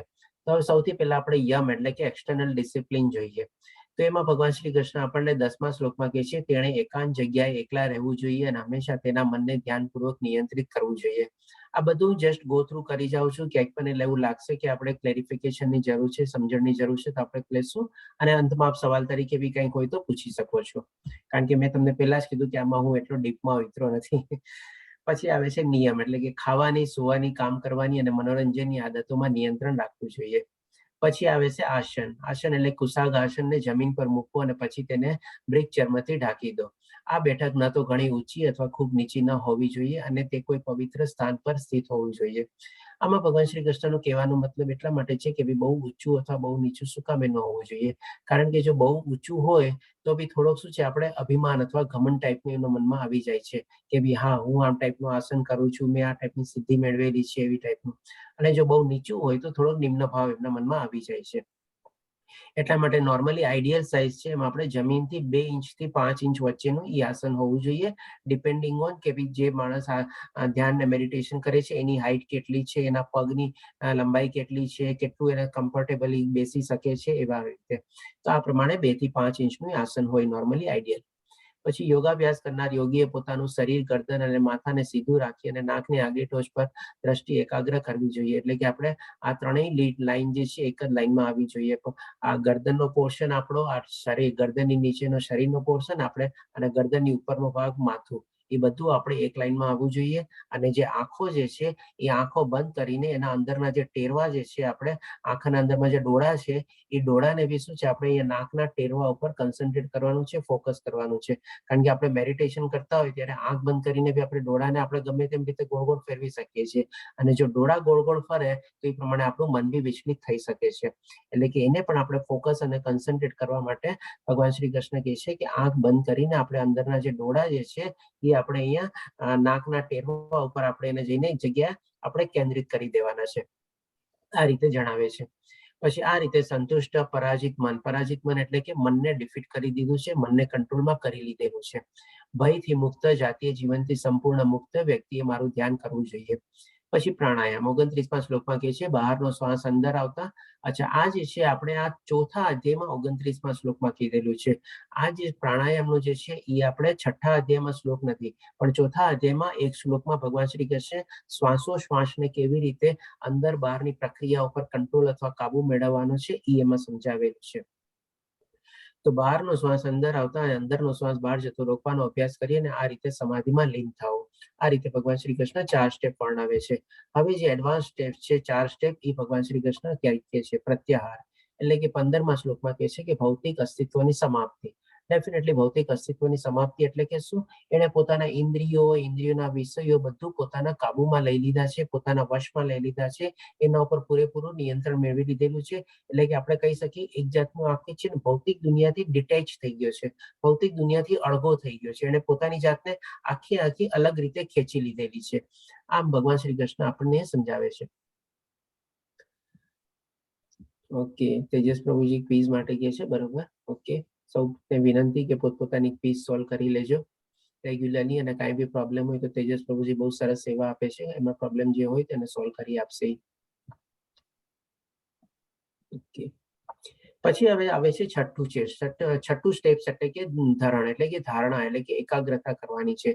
જ્યારે યોગાભ્યાસ દ્વારા આપણા માનસિક કાર્યકલાપોને વશમાં કરી લે છે અને અધ્યાત્મમાં સ્થિર થઈ જાય છે અથવા સમસ્ત ભૌતિક ઈચ્છાઓથી રહિત થઈ જાય છે, ત્યારે તે યોગમાં સુસ્થિર થયેલ કહેવાય છે. એટલે કે જે છઠ્ઠું લેવલ સુધી, છઠ્ઠા સ્ટેપ સુધી જે પહોંચી શકે એ કહી શકીએ કે ભઈ હા, યોગમાં એણે સારી ઘણી એવી પ્રગતિ કરેલી છે અને ઉન્નત આપણે અભ્યાસી છે આપણે, એ રીતે ભગવાન શ્રી કૃષ્ણ કહે છે જો છઠ્ઠા લેવલ સુધી કોઈ પહોંચ્યું હોય તો. પછી એના માટે સાથે એક કમ્પેરિઝન બી આપે છે, જે આપણને 19મા શ્લોકમાં ભગવાન શ્રી કૃષ્ણ કહે છે જે પ્રકારે વાયુ રહી સ્થાનમાં દીપક હાલતો ડૂલતો નથી, એવી જ રીતે જ યોગીનું મન વશમાં હોય છે અને તે આત્મ તત્વમાં ધ્યાનમાં સદૈવ સ્થિર હોય છે. એટલે કે એનું મન એટલું સ્થિર થયેલું હોય છે, જે અહીંયા કમ્પેરિઝન આપેલી છે કે માનો લે બંધ બારણું હોય, આ બંધ રૂમ હોય, ઓરડો હોય, જેમાં બારી બારણા બધું બંધ હોય, અને એમાં જો આપણે દીપકને પ્રગટાવીએ તો દીપકને જ્યારે પ્રગટાવીએ ત્યારે એમની જે ઉપરમાં ફ્લેમ હોય, જે અગ્નિ હોય, એ અગ્નિની ઉપરથી પછી ધુવાળો જાય આસ્તે આસ્તે. એક કાળો ધુવાળો નીકળે. તો એ તમે જોજો એટલો સ્ટ્રેટ લાઈનમાં હોય, એ ના તો દીપક હલતો ડુલતો હોય, ના દીપકની વાટની ઉપરની જે અગ્નિ હોય એ હલતી ડુલતી હોય, ના એ અગ્નિની ઉપરમાં જે કાળો ધુવાળો જે જાતો હોય એ પણ જરાય હલતો ન હોય. અને તમે સ્કેલ રાખીને બી જોશો ને તો કદાચ સ્કેલ થોડીક આડી અવળી હશે, પણ એની એટલી સરસ સ્ટ્રેટ લાઈન હોય કે એ આપણને ખબર પડી જાય કે હા ભાઈ એકદમ સ્થિર છે. આની સાથે ભગવાન શ્રી કૃષ્ણ કમ્પેરિઝન કરે છે એવા યોગીની કે જે આ લેવલ સુધી પહોંચેલો હોય, એનું મન પૂરેપૂરું વશમાં કરેલું હોય, એ રીતે ભગવાન શ્રી કૃષ્ણ એની કમ્પેરિઝન આપીને સમજાવે છે. પછી લાસ્ટ સ્ટેજ તો ખાલી એક ફોર્માલિટી જેવું થઈ જાય છે અને એમાં પછી સમાધિ થઈ જાય. તો એ ભગવાન શ્રી કૃષ્ણ 20 થી લઈને 23માં શ્લોકમાં કહે છે, યોગી મોટામાં મોટી મુશ્કેલીઓમાં પણ વિચલિત થતો નથી. આ સ્થિતિની સંદેહ ભૌતિક સંસર્ગને કારણે ઉત્પન્ન થવા વાળા સમસ્ત દુઃખોથી વાસ્તવિક મુક્તિ છે. એટલે કે આ જાણી જોઈએ છે આપણે ભૌતિક દુનિયામાં બધા દુઃખોના જ કારણ છે, એટલા જ માટે આને દુઃખાલયમ અશાશ્વતમ તરીકે કહેવાય છે. એટલે કે આમાંથી એને ટોટલી મુક્તિ મળી જાય છે અને ભગવાનની સાથે સંકલન થઈ જાય છે, એકાકાર થઈ જાય છે, એકરૂપ થઈ જાય છે. આપણે શેમાં તો કે જે બ્રહ્મ જ્યોતિ જે રૂપમાં એ ધ્યાન ધરે છે એ રીતે, એક અગ્નિ એક પ્રકાશ, એક જ્યોતિ અથવા એક શક્તિના રૂપમાં. આ રીતે ભગવાન શ્રી કૃષ્ણ 8 8 સ્ટેપ વર્ણવેલા છે. અહીંયા આપણે સંક્ષિપ્તમાં લીધેલા છે અને એ રીતે બધા આપણે કવર વાંચી શકો છો એમાં. હવે આ બધી ચીજ ડિસ્ક્રાઇબ કર્યા પછી છે ને અર્જુન ભગવાન શ્રી કૃષ્ણને બહુ સરસ મજાનું નિવેદન કરે છે અને સાથે સાથે પ્રશ્ન બી પૂછે છે. તો ભગવાન શ્રી કૃષ્ણને શું કહે છે કે 34માં શ્લોકમાં, હે કૃષ્ણ, કારણ કે મન ચંચળ અને અસ્થિર અને ઉચ્છૃંખલ, દુરાગ્રહી તથા અત્યંત બળવાન છે. અંતે મને એને વશમાં કરવું એ વાયુને વશમાં કરવાથી પણ વધારે અઘરું લાગે છે. હવે આપ સમજી શકો છો કે અર્જુન કેટલો મોટો મહારથી હતો, કેટલા એના નિશાન માટે કેટલો એ આપણે પ્રસિદ્ધ હતો કે ભાઈ એ જ્યાં નિશાન કરે ત્યાં જ જાય. એનો આપણે નાનપણમાં જયારે ગુરુ દ્રોણાચાર્ય પાસે ગુરુકુળમાં શિષ્યા લેતો હતો, વિદ્યા લેતો હતો, ત્યારે પણ જયારે ગુરુ એક પરીક્ષામાં કહે છે કે તને સામે શું દેખાય છે, તો મને ખાલી ચંકલીની આંખ જ દેખાય છે જે મારે વિંધવાની છે, બીજું મને કાંઈ દેખાતું નથી. અને નાના થયા પછી જયારે મોટો થાય છે અને જયારે દ્રૌપદીનો સ્વયંવર થાય છે, ત્યારે સ્વયંવરમાં બી એને જયારે માછલીનું પ્રતિબિંબ પડે છે પાણીમાં, એ પાણીમાં પ્રતિબિંબ જોઈને એને ઉપરમાં જે માછલી છે એ રીતે આમ નીચે જોઈને ઉપર એને તીર ચડાવવાનું હોય છે ને, એ માછલીની આંખ વિંધવાની હોય છે. તો તમે વિચારી શકો છો એનો કેટલો કન્સન્ટ્રેશન અને ફોકસ લેવલ હશે, કેટલું એ મનને પોતાના કંટ્રોલમાં રાખી શકતો હશે, કેટલું એકાગ્ર કરી શકતો હશે. હવે અર્જુન જેવો બી અત્યારે કે છે કે બી મનને તો વશમાં કરવું બહુ અશક્ય છે, મને બહુ કપરું લાગે છે. અને સાથે કમ્પેરિઝન બી આપે છે કે વાયુને વશમાં કરવાથી પણ વધારે અઘરું છે. હવે ડેફિનેટલી અર્જુન પાસે ત્યારે એવા બધા શસ્ત્રો અસ્ત્રો બી હતા કે ચાહે તો વાયુને બી કંટ્રોલ કરી શકે, આખી બાણોની ને બધાની એક દિવાલ ઉભી કરી શકે, વાયુ બી કંટ્રોલ થઈ શકે, અગ્નિઅસ્ત્ર છોડી શકતો તો બાણ છોડે તો એમાંથી પાણી બી નીકળતું, એવા બધા એની પાસે દિવ્યાસ્ત્ર ને બધું હતું. અને એમ છતાં બી કમ્પેરિઝન આપીને કે છે કે ભગવાન શ્રી કૃષ્ણ મને એ બહુ ડિફિકલ્ટ લાગે છે. હવે જોઈએ ભગવાન શ્રી કૃષ્ણ આનો કેવો સરસ જવાબ આપે છે. ભગવાન શ્રી કૃષ્ણ કહે છે 35મા શ્લોકમાં કે હે મા બાઓ કુંતી પુત્ર, નિસંદેહ ચંચળ મનને વશમાં કરવું અત્યંત અઘરું છે. ભગવાન શ્રી કૃષ્ણ બી એડમિટ કરે છે કે હા, મન ચંચળ છે, બરોબર છે તારી વાત, અને એને વશમાં કરવું બી અઘરું છે. પણ સાથે સાથે ભગવાન શ્રી કૃષ્ણ સોલ્યુશન બી તો આપે છે આપણને, બધી ચીજનું સોલ્યુશન આપણને આપેલું છે. એટલે કે અહીંયા કહે છે પરંતુ યથા યોગ્ય અભ્યાસ તથા વૈરાગ્ય દ્વારા તેને વશ કરવું બહુ શક્ય છે, એટલે કરી શકીએ છીએ, ઇમ્પોસિબલ નથી. આપણે શું ઉપાય બે બતાવે છે કે ભાઈ યથા યોગ્ય અભ્યાસ એટલે કે કન્ટિન્યુઅસ પરફેક્ટ પ્રેક્ટિસ, એટલે કે આપણામાં કહેવાય છે ને પ્રેક્ટિસ મેક્સ ધ પરફેક્ટ. એટલે કન્ટિન્યુઅસ જો આપણે પ્રેક્ટિસ કરીએ તો આપણે એને કાબુમાં મેળવી શકીએ છીએ, પહેલું સોલ્યુશન. અને બીજું સોલ્યુશન કે છે કે વૈરાગ્ય, એટલે કે જેટલું બની શકે આપણે મનને જો કંટ્રોલમાં રાખવું હોય તો ભૌતિક દુનિયાના બધા જે મોહ માયા આકર્ષણ ને બધાનો છે એનાથી આપણે વૈરાગ્ય કેળવેલો હોય તો આપણે મનને વશમાં રાખી શકીએ છીએ, નહીં તો એના સિવાય આપણે મનમાં વશમાં રાખવું બહુ ડિફિકલ્ટ છે. હવે આપણે આના સંદર્ભમાં આપણે જસ્ટ ખાલી ઇન્ફોર્મેશન માટે કહી દઉં, હાલાકી બહુ અર્લી છે, પણ ડેફિનેટલી શેરિંગ કરવું મને લાગે છે કે ભાઈ સારું રહેશે જો આપણે બધાને બી લાભ મળી શકતો હોય તો. આપણે ભક્તિ પરીક્ષાનું બી એક ગ્રુપ ચાલે છે. આ બધા જેમ લેવલ 1 કમ્પ્લીટ કરશો એટલે બધી એની ઇન્ફોર્મેશન આપણી પાસે આવી જશે. તો એ ભક્તિ પરીક્ષાનો ક્લાસ બી આના પછી બેક ટુ બેક તરત જ ઈ ક્લાસ જ છે આપણે, અને લિંક ને બધું આ જ છે. અને જોગાનું જોગ આપણે જેમ અત્યારે મનનો ટોપિક નીકળેલો છે, તો આજે આપણે એમાં એ ભક્તિ પરીક્ષાના ક્લાસમાં બી મનને આપણે કેવી રીતે કંટ્રોલ કરવું એનો સેકન્ડ પાર્ટ કવર કરવાના છીએ. ફર્સ્ટ પાર્ટ આપણે ગયા અઠવાડિયે ઓલરેડી થઈ ગયો હતો આપણે, જેમાં આપણે 11 ટેકનિક જાણી હતી. ટોટલ 30 ટેકનિક છે, અને બીજી આપણે 7 ટેકનિક આજે જાણશું. તો આપ લોકોમાંથી બી જેને ઘણું ઇન્ટરેસ્ટ હોય તો એમાં કન્ટિન્યુ કરી શકો છો.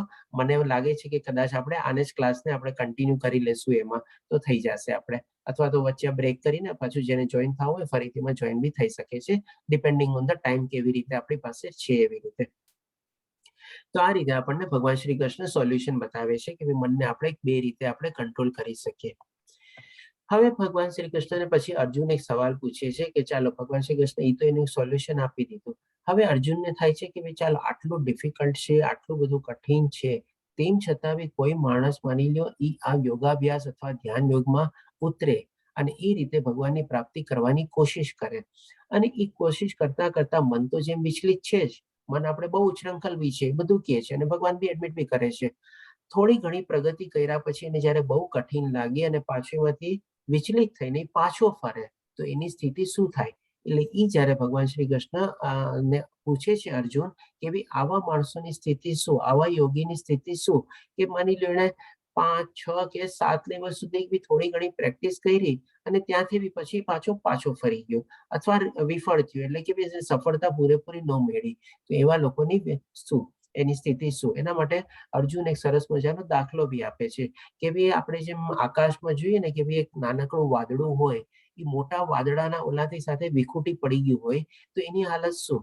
હવે એ વાદળું શું છે, એટલું મોટું બી ન હોય કે બધાને છાંયો આપી શકે, અને એનામાં એટલી બધી શક્તિ બી ન હોય કે વરસી બી શકે, અને જેમ પવન આપણે જાય એવી રીતે વાદળું બી ગમે ત્યાં આપણે ફંટાઈ જઈ શકે, એટલે કે એની ગતિ એવી રીતે શું? અર્જુન પૂછે છે શું કે ભાઈ એવા આકાશમાં છૂટા પડેલા વાદળા જેવી એની ગતિ શું? કે એ યોગી બિચારે પ્રેક્ટિસ તો કરી, સારો એવો અભ્યાસ બી કર્યો, પણ કોઈ કારણસર પાછો આવ્યો, એટલે કે ના તો આ બાજુ નો રહ્યો ના ઓલી બાજુ નો રહ્યો, ના ભૌતિક દુનિયાને માણી શક્યો ના આપણે ભગવાનની પ્રાપ્તિ કરી શક્યો. એટલે આપણામાં કહેવત છે ને કે બાવાના બે બેગડા, અથવા તો ધોબીનો કૂતરો, ના ઘરનો ના ઘાટનો, એવી રીતે અર્જુન ભગવાન શ્રી કૃષ્ણને પૂછે છે, અને સાથે આપણે છિન્ન ભિન્ન થયેલા વાદળાનું એક્ઝામ્પલ આપીને પૂછે છે. તો એનો પણ ભગવાન શ્રી કૃષ્ણ સરસ મજાનો જવાબ આપે છે. એ 2 શ્લોકમાં જવાબ આપે છે, અને 2 શ્લોકમાં એટલા માટે જવાબ આપે છે ભગવાન શ્રી કૃષ્ણ કારણ કે એમાં શું છે, 2 કેટેગરી ભગવાને પાડી દીધી છે કે જે લોકો આ ધ્યાન યોગ અથવા અષ્ટાંગ યોગમાં કરે છે, જેણે અલ્પ પ્રગતિ પ્રાપ્ત કરી હોય, થોડીક સી પ્રગતિ પ્રાપ્ત કરી હોય, અને થોડાક લોકોએ જેણે એડવાન્સ પ્રગતિ પ્રાપ્ત કરી હોય, એવી રીતે 2 વિભાગ પાડી દે છે. તો બંનેની ગતિ અલગ અલગ થાય છે, એટલા માટે સમજાવે છે.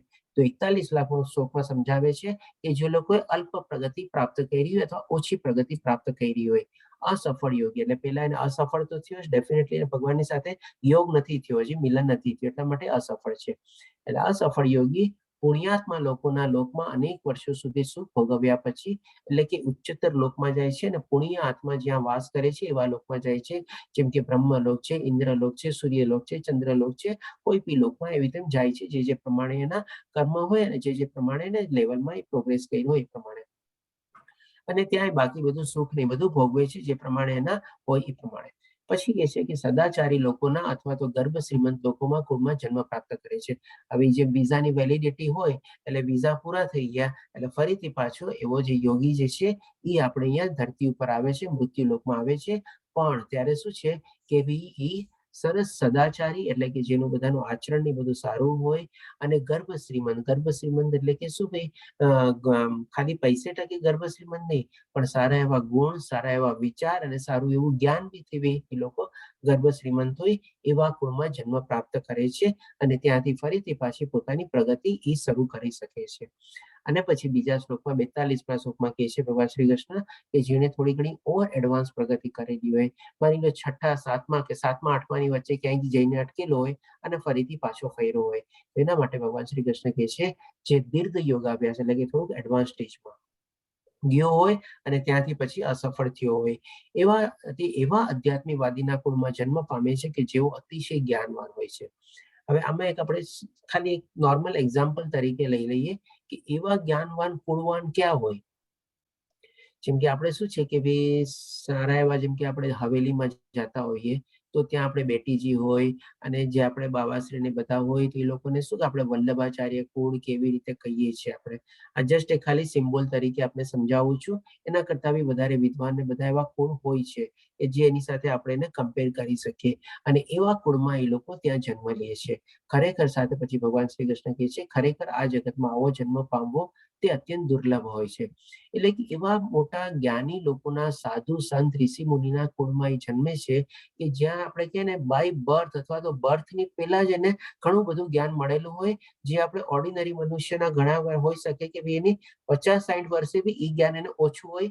એ ત્યારે નાના બાળકમાં 2-5 વર્ષમાં બી જ્ઞાન આવી ગયું હોય અને એવી રીતે પછી ત્યાંથી પાછી એની આધ્યાત્મિક જર્ની જે જેને ગયા જન્મમાં જ્યાંથી પૂરી રહી ગઈ હોય એનાથી તરફથી આગળ વધે છે. આ રીતે ભગવાન શ્રી કૃષ્ણ બે ભક્તોની આપણે કેટેગરી ડિવાઈડ કરી દે છે અને એને કેવી ગતિ થાય છે આગલા જન્મમાં એ પણ આપણને સમજાવે છે અહીંયા. હવે આવા એક મહાન યોગી હતા આપણે નારદ મુનિ. હવે આ બધું ચીજ જાણી લીધા પછી આપણે જોઈએ અહીંયા આપણે 6 અધ્યાય જાણે કમ્પ્લીટ કરી લીધા. ઓલમોસ્ટ આપણે કમ્પ્લીશન ઉપર આવી જ ગયા છીએ આપણે 6થા અધ્યાયના. તો આપણે જેમ કે જ્ઞાન યોગ જાણ્યો બીજા અધ્યાયમાં અને ચોથા અધ્યાયમાં. બીજા અધ્યાયમાં આપણે આત્માનું જ્ઞાન જાણ્યું અને સાથે સાથે આપણે આપણો સ્વધર્મને છે એ બધાના ઉપર બી જ્ઞાન ઉપર જાણ્યું આપણે. અને ચોથા અધ્યાયમાં બી આપણે જોયું કે ભગવાન શ્રી કૃષ્ણ એના પોતાના માટે આપણને જ્ઞાન આપે છે. ક્યારે કેવી રીતે સુકામે અવતરે છે, વર્ણ વ્યવસ્થા ઉપર જ્ઞાન આપ્યું, કર્મ ને બધું કેવી રીતે કરવું એ આપણને જ્ઞાન આપ્યું. ત્રીજા અને 5મા અધ્યાયમાં એટલે કે કર્મયોગ બી આપણે કમ્પ્લીટ કર્યો. આ 6થા અધ્યાયમાં આપણે અષ્ટાંગ યોગ બી કમ્પ્લીટ કર્યો. હવે આ બધી શું છે એક ટાઈપની આપણે સીડી કહી શકીએ કારણ કે અલ્ટિમેટલી ભગવાન શ્રી કૃષ્ણે શું કીધું છે જે લોકો ભક્તિમાં સંલગ્ન નથી થતા ત્યાં સુધી મને પ્રાપ્ત કરી શકતા નથી. એટલે કે માણસ જે કાંઈ પણ ક્યાંયથી બી શરૂ કરે કર્મયોગથી શરૂ કરે કે આસ્તે આસ્તે જ્ઞાન પછી મેળવે એટલે જ્ઞાન યોગ સુધી પહોંચે અને થોડું ઘણું માનીને અષ્ટાંગ યોગ બી કરતું હોય પણ આ બધું કરીને અલ્ટિમેટલી શું કરવાનું છે ભગવાનની ભક્તિમાં જ લાગવાનું છે. હવે આ જે છે ને આપણે અલગ અલગ સ્ટેર કેસ જેવું છે. જેમ કે અહીંયા પહેલે સ્ટેરમાં આપણે કર્મયોગથી શરૂ કર્યું હાલે સીડી ચડ્યા ને બધું. હવે આજની તારીખમાં આપણે આવી સીડી હોય છે શું? જેમ કે આપણે શું છે તમને હું એક્ઝામ્પલ આપું કે માની લો આપણે 10મે તલ્લે જવું છે. હવે 10મે તલ્લે જવું હોય અને તમને કોઈ સીડીથી જવાનું કે તમે તરત એને આપણે શું પૂછીએ એ 10મે તલ્લે જવાનું છે લિફ્ટ અથવા એલિવેટર નથી કઈ? આપણે પૂછીએ કે નહીં તરત કે ભાઈ 10મા તલ્લા સુધી તો મારાથી નહીં જાય, હું નહીં જઈ શકું, મને લિફ્ટ કે એલિવેટર જોશે. કારણ કે આજકાલ તો શું છે પેલા નિયમ હતા કે ભાઈ 3-4 તલ્લાની ઉપરના જે મકાન હોય એમાં જ લિફ્ટ રહેતી પણ હવે તો આજકાલ ઘણા લોકો એની નીચે બી આપણે લિફ્ટ હોય છે.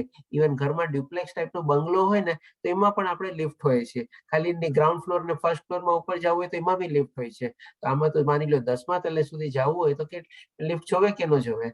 તો એવી જ એક આપણે એક એલિવેટર જેવું છે આપણે કે જેમાં ભગવાન શ્રી કૃષ્ણ આપણને સમજાવશે. તો આ જસ્ટ માની લો આપણે સીડી છે જેમાં આપણે અલગ અલગ માની લો કે પેલા જ્ઞાન યોગ ફોલો કરીએ, કર્મ યોગ ફોલો કરીએ, અષ્ટાંગ યોગ ફોલો કરીએ. એની બદલે જો કોઈ આપણને કહે કે ભાઈ હા ભાઈ લિફ્ટ છે, એલિવેટર છે અને એમાં આપણને હોય તો આપણે શું કરીએ તરત એમાં હા ભાઈ ક્યાં છે કયો તો મને, તરત આપણે એમાં જઈએ 10 બટન દબાવીએ અને તરત આપણે 10મે તલ્લે પહોંચી ગયા. તો એવો આપણે જો સીધો ઉપાય જોતો હોય આપણે પર્ટિક્યુલરલી આ કલયુગમાં આપણને તો આપણા માટે બી એવી ટાઈપની લિફ્ટ અને એલિવેટર બનેલા છે. આપણે બી સ્ટેરકેસ તરીકે જવાની નથી, સીડી ચડીને જવાની નથી, 10 તલ્લા ચડવાની જરૂર નથી આપણે. તો ઈ શું છે માર્ગ? તો ઈ આપણને ભગવાન શ્રી કૃષ્ણ કહે છે 47મા શ્લોકમાં કે સર્વ યોગીઓમાં જે યોગી અત્યંત શ્રદ્ધાપૂર્વક મારું પારાયણ કરે છે, ભગવાન શ્રી કૃષ્ણનું નામ લે છે, મહામંત્રનો જપ કરે છે, પોતાના અંતઃકરણમાં મારું ચિંતન કરે છે, કન્ટિન્યુઅસ ભગવાનના નામનું ચિંતન ચાલે રાખે છે અને મારી દિવ્યમય પ્રેમમય સેવા કરે છે. સેવા કરવી એટલે કે શું આપણે સવારથી જ્યારે ઉઠીએ મંગળાના દર્શનથી લઈને શયન સુધીના દર્શન જેમ કે 8 દર્શન હોય આપણે આખા ભગવાનના. આપણે ઘરે બી આપણે ભગવાનની સરસ મજાની સેવા કરીએ, વાઘા ફેરાવીએ અને આપણે ભગવાનને નવરાવીએ, ભગવાન માટે ભોગ બનાવીએ, ભોગ ધરીએ, આપણે આરતી કરીએ, આપણે ભગવાનના એવા ભજનો ગાઈએ. આ બધી ટાઈપની સેવા આવી ગઈ.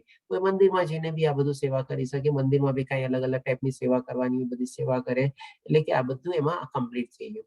પછી કે છે કે તે યોગમાં મારી સાથે અત્યંત ગાઢ રીતે સંકળાયેલો છે. એટલે કે આ રીતે એ હંમેશા મારી સાથે કન્ટિન્યુઅસલી મને પોતાને આમ પકડીને રાખવું ને, આપણે હંમેશા ભગવાનને પકડીને રાખવાના, એનું ચિંતન કરી રાખવાનું, એનું ધ્યાન કરી રાખવાનું, એની સેવા કરી રાખવાની, એની ભક્તિ કરી રાખવાની. તો પછી ક્યાંથી જાય? આજે જેમ કે નાનું બાળક હોય ને, હવે નાનું બાળક શું એને હંમેશા મમ્મી સાથે કંઈક કોઈ બહાર જાય ને તો હંમેશા મમ્મીનો સાડલો કે મમ્મીનું શું છે કપડું કંઈક ને કંઈક પકડીને રાખે, મારી મમ્મી દૂર ન થવી જોઈએ, મમ્મી દૂર ન થવી જોઈએ. એમ આપણે શું છે કન્ટિન્યુઅસલી ભગવાનને આપણે પકડીને રાખવાના છે. આવી રીતે આપણે જો ભગવાનને કન્ટિન્યુઅસ પકડીને રાખીએ તો આપણે એની સાથે ગાઢ રીતે સંકળાયેલા રહીએ છીએ, એ આપણને સમજાવે છે. અને એ રીતે જો આવો કોઈ ભક્ત હોય તો એક ભગવાન શ્રી કૃષ્ણ કહે છે બધામાં સર્વોચ્ચ છે એ આજ મારો મત છે. એટલે કે જે લોકો ભક્તિમાં લાગેલા હોય, ભક્તિમાં પરાયણ હોય અને આ રીતે ભગવાનની ભક્તિ કરતા હોય, સેવા કરતા હોય, નિરંતર ચિંતન કરતા હોય તો ડેફિનેટલી એ ઉત્તમ ભક્ત છે, ભગવાન શ્રી કૃષ્ણ કહે છે. કારણ કે આ બધું અલ્ટિમેટલી શું છે, એનું એન્ડ રિઝલ્ટ તો ભક્તિમાં જ થવાનું છે ને. જ્ઞાન યોગ ફોલો કરે કે કર્મ યોગ ફોલો કરે કે પછી અષ્ટાંગ યોગ ફોલો કરે, અલ્ટિમેટલી તો એને ભગવાનની ભક્તિ જ કરવાની છે ને. અને જ્યાં સુધી ભગવાન શ્રી કૃષ્ણે પોતે કીધેલું છે એ ભક્તિમાં સંલગ્ન નથી થતો. આપણે 5મા અધ્યાયમાં બી એક શ્લોક હતો કે જ્યાં સુધી ભક્તિમાં સંલગ્ન નથી થતો ત્યાં સુધી મને એની પ્રાપ્તિ થતી નથી. એટલે કે ભક્તિમાં તો આપણે સંલગ્ન થવાનું જ છે. અને એના માટે ભગવાન શ્રી કૃષ્ણ આપણને આ સ્ટેટ આપણે જ્ઞાન જ્ઞાન ન મેળવીએ ને તોય ચાલે, ભગવાનની ભક્તિ શરૂ કરી દે ને પછી છે ને જ્ઞાન ની બધું ઓટોમેટિકલી આવે. જેમ ઓલી માલગાડી હોય ને, એન્જિન ચાલતું હોય ને માલગાડીના પાછળ જે બધા ડબ્બા હોય ને એવી રીતે બધું એના મેળે જ આવી જાય. આપણે ભક્તિમાં પરોવવું બે અલ્ટિમેટલી જરૂરી છે. જ્ઞાન એના મેળે આવશે, કર્મયોગની થિયોરી બધી એના માટે ફોલો થશે, એ બધું આસ્તે આસ્તે થઈ જશે. આપણે આ જ રીતે આપણે અહીંયા ઓલમોસ્ટ આપણો આ 6ઠ્ઠો અધ્યાય કમ્પ્લીટ થાય છે. થોડી ઘણી એડિશનલ સ્લાઇડ્સ બી છે. આપણે મારા ખ્યાલથી જો ટાઈમ હોય તો આપણે એ બી કવર કરી લઈએ. 7:15 થયા ને, આ 15 મિનિટમાં એ બી કવર કરી લેશું આપણે. ચાલો તો એને બી આપણે કવર કરી, કારણ કે મારે શું છે આજે બેક ટુ બેક ક્લાસ છે. ભક્તિ પરીક્ષાનો ક્લાસ બી આના તરત જ શરૂ થશે પછી. તો હવે આમાં શું છે કે આપણે એડિશનલ સ્લાઇડ્સમાં બધું ઈ છે કે હવે માળા કેવી રીતે જપવી ને બધું છે. અને મારા ખ્યાલથી એક પ્રભુજીનો પ્રશ્ન હતો કે ભાઈ આપણે માળામાં 108 મણકા શું કામે હોય છે. એ પ્રભુજી આજે મારી સાથે છે કે નહીં મને ખબર નથી, તો જો હશે તો આપણે એનો પ્રશ્ન બી આપણે લઈ લેશું. આપણે આના જે એડિશનલ સ્લાઇડ જે છે એમાં મેઇનલી આપણે માળાની બધું કેવી રીતે ફોલો કરવી જોઈએ, કેવી રીતે મહામંત્રનો આપણે જપ કરવો જોઈએ, એ બધું આપણે ડુ અને ડુ નોટ્સ ને બધું આપણે આપેલું છે. અને સૌ પ્રથમ તો આપેલું છે કે ભાઈ આપણે કલયુગમાં આપણે મહામંત્રનો જપ કરવો જોઈએ, એ જ મેઇન ચીજ છે. આપણે તો આ રીતે બી આપણે જોઈએ કે આપણા વિવિધ યુગ પ્રમાણે અલગ અલગ આપણે શું પ્રથાઓ હતી. આ થોડું ઘણું આપણે સંક્ષિપ્તમાં આની પહેલાના ચેપ્ટરમાં બી કવર કરેલું છે. જે સતયુગમાં બધા લોકો આજે આપણે અષ્ટાંગ યોગ કવર કર્યો એ પ્રમાણે ધ્યાન યોગ અને અષ્ટાંગ યોગ ફોલો કરતા હતા અને ભગવાન શ્રી કૃષ્ણની પ્રાપ્તિ માટે એ લોકો પ્રયત્ન કરતા હતા. પણ એ આપણે આજે કલયુગમાં પોસિબલ છે નહીં. પછી એવો દ્વાપર યુગ. તો દ્વાપર યુગમાં શું છે, બધા લોકો મંદિરમાં જતા અને સોરી ત્રેતાયુગ વચ્ચે રહી ગયો, હવે આવશે કદાચ. વચ્ચે ત્રેતાયુગ. હા, ત્રેતાયુગમાં લોકો બધા યજ્ઞ કરતા અને યજ્ઞ કરીને ભગવાન પાસેથી અલગ અલગ વરદાન મેળવતા અને અલગ અલગ આપણે એ લોકોની ભગવાન પાસેથી કૃપા એ લોકોને પ્રાપ્ત થતી. હવે એ ટાઈમમાં બધા શું છે, બધા મોટા મોટા ઋષિ મુનિઓને બધા બી હતા કે એ લોકોને એટલા સરસ મંત્રો ઉચ્ચારણ ને બધું બી આવડતું અને આવી રીતે યજ્ઞ કરીને એ લોકો એનું આપણને ફળ બી મળતા. પછી એવો દ્વાપર યુગ. તો દ્વાપર યુગમાં શું છે, આપણા ઘણા બધા મંદિરો બનેલા છે. એ લોકો પ્રમાણે બધા મંદિરમાં જતા, ત્યાં સેવા કરતા, ભક્તિ કરતા, પૂજા કરતા, અર્ચના કરતા, પ્રાર્થના કરતા, એ બધું કરીને એ લોકો યજ્ઞ કરતા. પણ હવે તો આપણે અત્યારે કળિયુગ આવ્યું અને એમાં પણ કળિયુગમાં અત્યારે જેમ કે બધા અત્યારે મંદિરોને બધું બંધ થઈ ગયા છે. તો આપણે કળિયુગમાં અત્યારે શું કરવાનું છે, તો ભાઈ આપણે ખાલી ભગવાનના પવિત્ર નામનો જાપ કરવાનો છે. હવે મંત્ર એટલે કે શું, આપણે મનને આપણને શાંતિ આપે, આપણે મનને મુક્તિ આપે, એ આપણે એવા મંત્ર આપણે કરવાના છે. તો હવે એ જે આપણે મહામંત્ર જે જાપ છે, આપણે સૌ પ્રથમ આપણે આને જ લઈએ. આપણે હરે કૃષ્ણ કૃષ્ણ કૃષ્ણ હરે હરે, હરે રામ રામ રામ હરે હરે. આ મંત્રનો આપણે જાપ કરવાનો છે અને એની આપણે માળા જપવાની છે. આપણે શ્રીલા પ્રભુપાદજીનો ફોટો જોવો છો આપણે અહીંયા. હરે કૃષ્ણ મળે મળતા. હવે આ મંત્ર આવ્યો ક્યાંથી અને આપણે પેલા શાસ્ત્રોમાંથી આપણે સમજી લઈએ કે અલગ અલગ ક્યાં શાસ્ત્રોમાં લખેલું છે અને શું સંદર્ભો આપેલા છે, કેવી રીતે રેફરન્સ તરીકે આપેલું છે કે આપણે કલયુગમાં ખાલી મહામંત્ર નામનો જપ કરવો જોઈએ. એ જ આપણો એકમાત્ર સોલ્યુશન છે અને એ જ એકમાત્ર આપણી પાસે ઉપાય છે યજ્ઞ કરવાનો. બીજો કોઈ રસ્તો આપણી પાસે અત્યારે છે નહીં. આપણે તો સૌ પ્રથમ આપણે નારાયણ સંહિતામાં લખેલું છે કે કળિયુગમાં લોકોએ ભગવાનના પવિત્ર નામોનો જપ કરવો જોઈએ.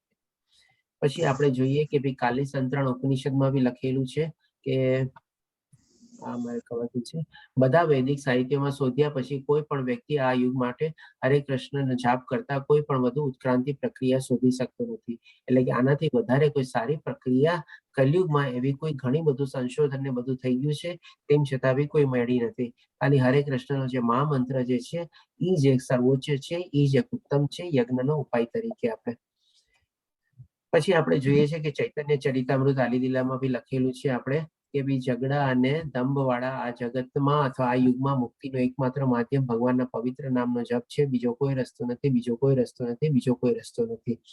આ રીતે આપણે સમજીએ. પછી આપણે જોઈએ કે ભાઈ આપણે ભાગવતમ પુરાણમાં બી લખેલું છે આપણે કે જ્યારે અહીંયા સુખદેવ મુનિ પરીક્ષિત મહારાજને ભાગવતમ સંભળાવતા હતા, જ્યારે પરીક્ષિત મહારાજને ફક્ત 7 દિવસનો સમય મળ્યો હતો કે 7 દિવસ પછી તારું મૃત્યુ થશે, તક્ષક નામનો નાગ આવશે અને તને કાપી જશે. એ પ્રમાણે મારા ખ્યાલથી રવિ પ્રભુજીએ કંઈક શેર કર્યું છે ગ્રુપમાં, કોઈ લિંક કે કંઈ? પ્રભુજી you can heal your life જે બુક છે ને એનું એમેઝોન અચ્છા. લિંક છે, આ અચ્છા, ત્યાંથી અચ્છા. પરચેસ કરી શકે છે કોઈને કરવું હોય. વેરી ગુડ, ધન્યવાદ પ્રભુજી. અને જો સાથે જ you can heal your life purchase કરશો તો સાથે સાથે ભગવદ ગીતા બી પરચેસ કરી લેજો જો ન હોય તો આપણી પાસે, કારણ કે એ વધારે જરૂરી છે. હા, તો શ્રીમદ ભાગવતમાં બી લખેલું છે જ્યારે આ પરીક્ષિત મહારાજને સુખદેવ મહારાજ જે ગોસ્વામી ભાગવતમનું જ્ઞાન આપતા હતા કે ભાઈ મારા પ્રિય રાજા, જો કે કળિયુગ દોષોથી ભરેલું છે પણ આ યુગ એક વિશેષ ગુણ હજી છે, તે છે હરે કૃષ્ણ મહામંત્રનો જાપ કરવાથી જ વ્યક્તિ ભૌતિક બંધનમાંથી મુક્ત થઈ શકે છે અને ભગવાનના ધામમાં જઈ શકે છે. આપણે ભાગવતમ પુરાણમાં આપણે ટોટલ 18 સ્કંદ છે, એમાં 12મા સ્કંદમાં 3જા અધ્યાયના 51મા શ્લોકમાં લખેલું છે. આપણે હવે આપણે જોઈએ કે ભાઈ આપણે ભગવદ ગીતામાં બી આપણે 10મો અધ્યાય જે છે એમાં 25મો શ્લોક આપણે આવશું. 10મો અધ્યાય છે આપણે વિભૂતિ વર્ણન. એમાં બી આપણે જોશું કે ભગવાન શ્રી કૃષ્ણ કહે છે કે યજ્ઞોમાં હું પવિત્ર નામનો જાપ છું. અને આની પહેલા ભગવાન શ્રી કૃષ્ણ ઓલરેડી શું કહેવાય આપણે 7મા અધ્યાયમાં બી કીધેલું છે. આપણે 8 થી 11મા શ્લોકમાં આવે છે કે ભાઈ વેદોમાં બી ઓમકાર મંત્ર હું છું. અને આમાં પણ ભગવદ ગીતામાં બી કીધેલું છે કે 10મા અધ્યાયમાં 25 શ્લોકમાં કે યજ્ઞોમાં પવિત્ર નામનો જાપ હું છું. એટલે કે આપણે જે બધા કલયુગમાં યજ્ઞ જાણ્યા અલગ અલગ પ્રકારમાં, જાપ જ આપણે એકમાત્ર આપણે કલયુગમાં નામનો આપણે પાસે સોલ્યુશન છે. હવે આપણે જ્યારે જપ કરીએ ત્યારે શું કરવું જોઈએ એ આપણે જોઈ લઈએ સંક્ષિપ્તમાં. કે સૌથી પહેલા તો આપણે શું છે હરે કૃષ્ણ મહામંત્રનો જાપ શરૂ કરતા પહેલા પંચતત્વ મહામંત્રનો જાપ કરવો જોઈએ. જે આપણે સવારે દેવતી માતાજી પ્રાર્થના લે છે એ પણ એ પાઠમાં આમાં કવર થાય છે. તો એ આપણે છે જય શ્રી કૃષ્ણ ચૈતન્ય પ્રભુ નિત્યાનંદ શ્રી અદ્વૈત ગદાધર શ્રીવાસદી ગૌરા ભક્ત વૃંદા. આમાં આપણે શું છે પંચ મહાદેવને યાદ કરીએ છીએ, એટલે કે પંચ તત્વ મંત્ર કહેવાય છે. એ કોણ 5 જણ છે તો કે ભાઈ આપણે પ્રભુ નિત્યાનંદ જે આપણે બલરામ તરીકે છે, પછી આપણે અદ્વૈત એટલે કે મહાવિષ્ણુ, અને ગદાધરા એટલે કે રાધા રાની, અને શ્રીવાસદી એટલે કે નારદ મુનિ, અને પ્લસ આપણે 4 આ થયા, અને 5મા આપણે ભગવાન શ્રી કૃષ્ણ ચૈતન્યને આપણે યાદ કરીએ છીએ. આ 5 આપણે એને કહેવાય છે પંચતત્વ મંત્ર. પ્રભુજી, માતાજી બોલો. આપણે જે શ્રી કૃષ્ણ શરણમનો મંત્ર જાપ કરતા હોય તો પણ આ પંચતત્વ મંત્ર બોલી શકે? માતાજી બોલી શકો. આપણે અત્યારે લેવલમાં હું ખાલી આપને એક જ વિનંતી કરીશ, આપ જે કરો છો ને બધું એઝ ઇટ ઇઝ કરતા રહ્યો. કાંઈ ચીજ આપણે સ્ટોપ કરવાની નથી, ખાલી એમાં આપણે ઉમેરવાનું છે કે એક માળા જો તમે આપણે હરે કૃષ્ણ મહામંત્રની જો ન કરતા હો, ભલે તમે શ્રી કૃષ્ણ શરણમની માળા કરતા હો, પણ એક માળા તમે હરે કૃષ્ણ મહામંત્રની ખાલી એમાં જોડી દો બસ. બીજું તમને કાંઈ ન કહું કે ભાઈ આ સ્ટોપ કરો કે ઓલું સ્ટોપ કરો, એવું કાંઈ નથી કરવાનું. આપણે ખાલી માળાથી શરૂઆત. મારે છોકરાઓ નાના છે એટલે માળા લઈને બેસવાનું કે એવું તો મારાથી આખો દિવસ ન થાય ક્યારે પણ હું હાલતા ચાલતા એમ શરૂ હોય મગજમાં કે રસોઈ કરતી વખતે સ્પેશિયલી કે એટલે છે ભગવાન કે નિરંતર મારું ચિંતન કરો બસ. ડેફિનેટલી એટલે હું બેસીને નથી કરી શકતી, કેમ કે હું કઈ લઈને બેસી એટલે તરત છોકરાઓ આવી જાય એમ, અને એમાં હમણાં 2 વર્ષથી તો બિલકુલ જ નહીં. ઓકે માતાજી થોડોક ટાઈમ એવો કાઢી નાખો. મારા ખ્યાલથી એક માળાનો નિયમ લેશો ને શરૂઆત કરશો ને તો 10 મિનિટ લાગશે, અને કદાચ શરૂઆતમાં કદાચ હોઈ શકે 15 મિનિટ લાગે, પણ જો પ્રેક્ટિસ થઈ જશે તો 10 મિનિટથી વધારે ટાઈમ નહીં લાગે.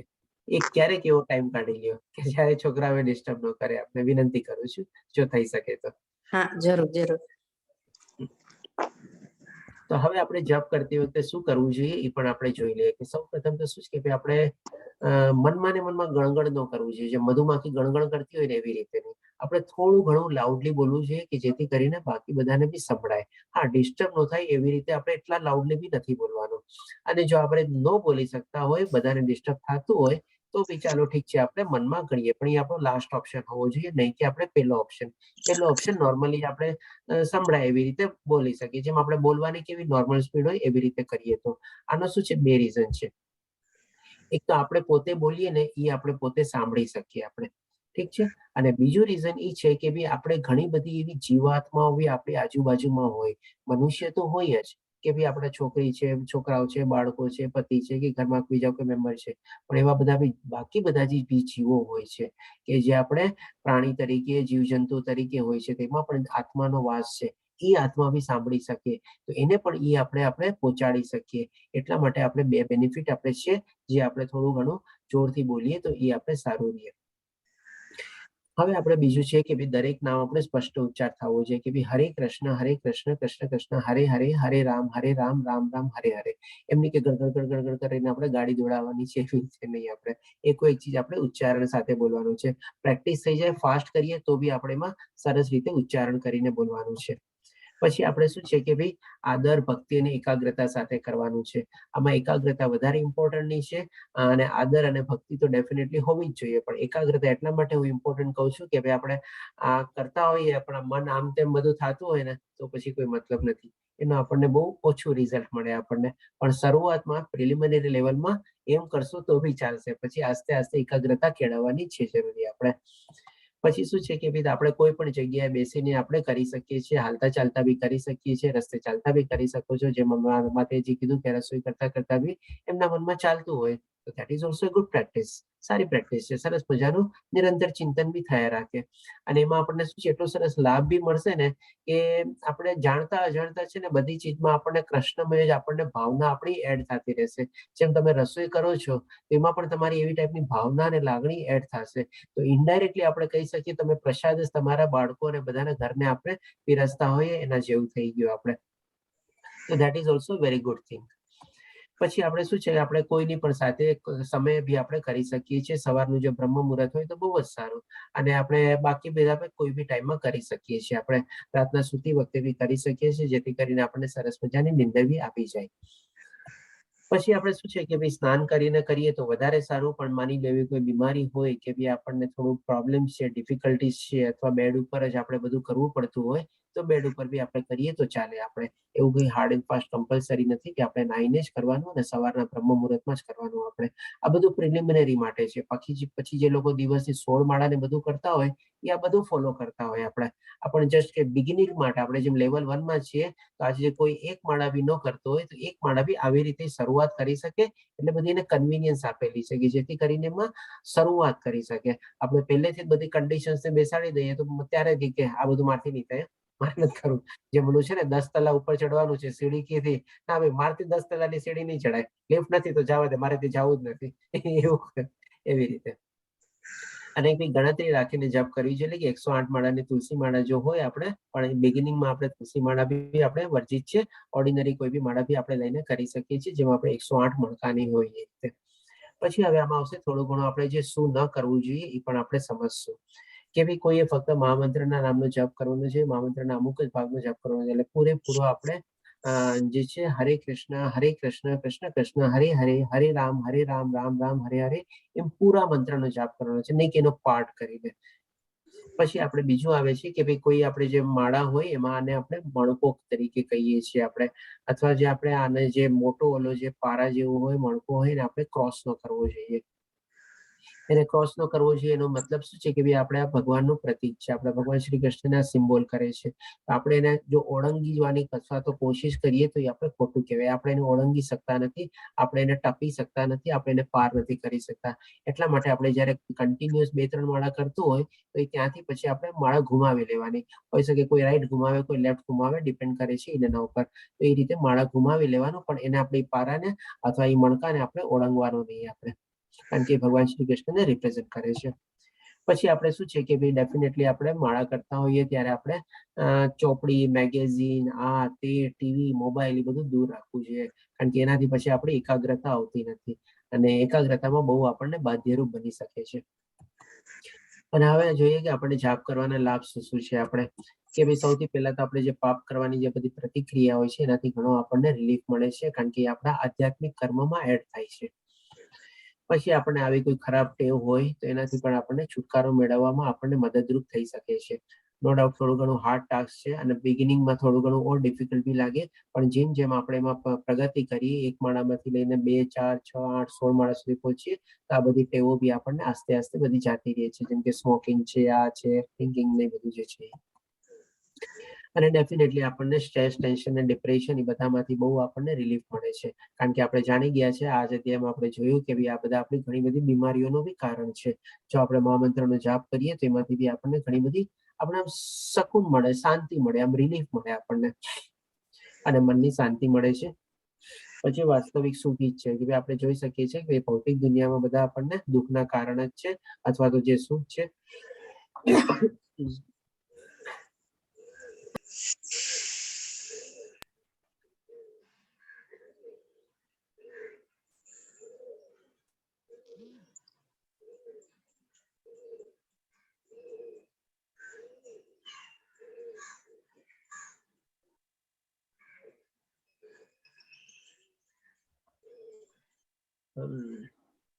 હા,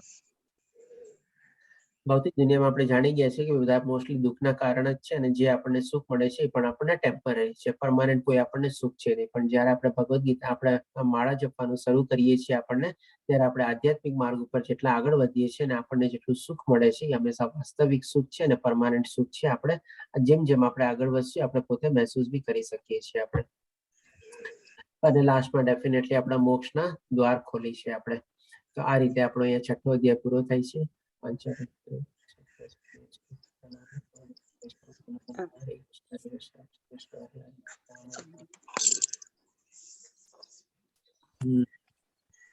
જો કોઈને પ્રશ્ન હોય તો લઈ શકીએ, નહીં તો પછી આપણે 7 ને 31 છે. પ્રભુજી, હા માતાજી. આ પ્રસાદ આપણે કઈ રસોઈ બી બનાવીએ તો એમ કીધું કે ભગવાનને બધું ધરીને જ તમે યુઝ કરો. તેમાં ભગવાનને શું ન ધરી શકાય? ભગવાનને છે ને આપણે તામસી ફૂડ ન ધરી શકાય, અને તામસી ફૂડમાં આપણે સૌથી પહેલા પ્યાજ, લસણ અથવા ડુંગળી નહીં આવે છે. હા, એ તો અમે નથી ખાતા પ્યાજ લસણ તો. હા હા, પણ એવું કે આ સપોઝ 11 હતી તો આપણે સાબુદાણા ધરાય કે ન ધરાય? સાબુદાણાની કોઈ વસ્તુ આપણે ખવાય કે ન ખવાય? એ થોડું ઓલું હોય છે એમ કે એ ખવાય કે નહીં. માતાજી, મેં જે તમને કીધું ને કે લેવલ 1 માં હું આપને કોઈ ચીજ ના નહીં પાડું. અત્યારે તમે જો સાબુદાણાની ખીચડી ખાતા હો કે સાબુદાણાના વડા ખાતા હોય તો તમે ખાઈ શકો છો અને કન્ટિન્યુ રાખી શકો છો. બરાબર છે પ્રભુ. અને જો રોજ આપણે જે રસોઈ બનાવીએ છીએ ધરવાનો ક્રમ રાખીએ, પણ ક્યારેક મહિનાઓમાં અમુક દિવસ એવા છે જ્યારે અમે નથી ધરી શકીએ એમ, તો પછી બ્રેક પડે તો એવું? હા, હવે આમાં ડેફિનેટલી લેડીઝ લોકોની હોય છે પ્રોબ્લેમ કે અમુક 4 દિવસમાં આપણે ભગવાનની સામગ્રી ન બનાવી શકીએ અને ભગવાનને ન ધરી શકીએ. તો જો કોઈ ઘરમાં એવું કોઈ મેલ મેમ્બર હોય કે જે હેલ્પ કરી શકતું હોય તો તમે ખાલી આપણે છે ને મિશ્રી બી ધરી દો ને તો બી ઇનફ છે, અથવા તો કોઈ ડ્રાય ફ્રૂટ્સ કઈ ધરી દો ને તો બી ચાલે. ભલે વાનગીઓ ને બધું તમે ન બનાવી શકો અને તમે ન બનાવી શકો તો ન ધરી શકે, તો એની જગ્યાએ કોઈ ઘરમાં કોઈ એવું જેન્ટ્સ મેમ્બર હોય એ લોકો મિશ્રી અથવા કોઈ આપણે થોડો ઘણો ડ્રાય ફ્રૂટ જેમ કે કાજુ, કિસમિસ કે કંઈક લઈ અને ભગવાનને ધરી દઈએ તો પણ ઇનફ છે આપણે. ઓકે. હરે કૃષ્ણ. હરે કૃષ્ણ. પ્રભુજી હરે કૃષ્ણ. હરે કૃષ્ણ પ્રભુજી. તમે જે પીડીએફ મોકલો છો વોટ્સએપ પર, એ પીડીએફ મને ફરી મોકલશો? અધ્યાય 1, 2, 3, 4, 5, 6. ઓકે, તો તમે મને એક કામ કરો, આપના નંબર સાથે મને રિક્વેસ્ટ મોકલી દેજો. અચ્છા, તેજસ પ્રભુજી છે જ આપણી સાથે અત્યારે. તો તેજસ પ્રભુજી પ્લીઝ એકવાર આપણે પ્રભુજીને પીડીએફ મોકલાવી દેજો ને.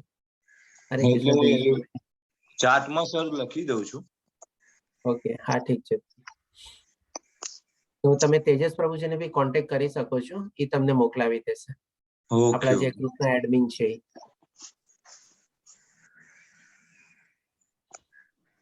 ઓકે. અને મારો નંબર આઈ થિંક આપ સૌને ખબર હશે કે પછી હું ચેટ બોક્સમાં લખી દઉં ગ્રુપમાં આપણે એડમિન હા, લખી દો હા. છે હા, નથી ખબર. લખી દો.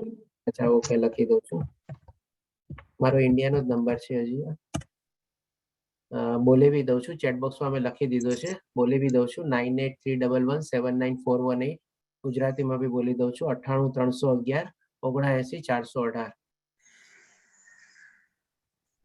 પ્રભુજી તો જે તમારામાં વખતે વોટ્સઅપ મારી- હશે તો હા આ જ નંબર મારો વોટ્સઅપ છે એટલા જ માટે આ નંબર મેં આપેલો છે પેલો બુકનો ફોટો એમાં મોકલી દઉં તો હા ચાલશે? બુકનો ફોટો મને એમાં મોકલાવી દો હું ગ્રુપમાં પછી નાખી દઈશ હા, એનું પેલું પત્તું લઈશ અને નીચેનું બીજો પત્તું લઈશ એટલે શું થઈ જાય હા ઓકે લઈ બરોબર છે અને અમદાવાદમાં હોય તો કદાચ પુલ નીચે મળી જશે.